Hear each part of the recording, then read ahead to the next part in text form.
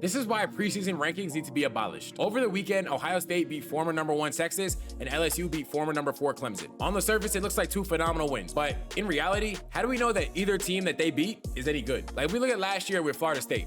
Florida State started the year ranked number 10, they lost. What we do? We rank Georgia Tech because obviously they beat Florida State, so they have to be good. Turns out Georgia Tech wasn't that good. And that's the big issue with preseason polls, is it causes anchoring bias. Never are people just gonna say, we were probably wrong about this team, they probably weren't that good. Other teams shouldn't get that much credit for beating them. So now we're shooting teams up the rankings for early season wins when we just don't have the full picture of the entire season. Like, Florida State had a really impressive win over Bama, but what if Bama ends up going 2-10? Well, then we gave Florida State much more credit for a win that they ultimately don't deserve. And anchoring bias also affects teams that lose as well. Last year, over the course of the season, Missouri proved not to be that great of a team, but they didn't fall that far in the polls because the rationale was, oh, they didn't lose that bad, so we can't just drop them out of the rankings for this. And it was mostly because they got the benefit of the doubt of starting the year ranked in the top 10. And it's really the same with Bama this year, because watching that game, they did not look like a top 25 team, but because they started so high, we can only drop them so far. So really, the best solution would just be to not have a ranking at all, literally just take the teams right before the playoff and create a bracket then. But that'll never happen. So at the very least, I feel like the rankings,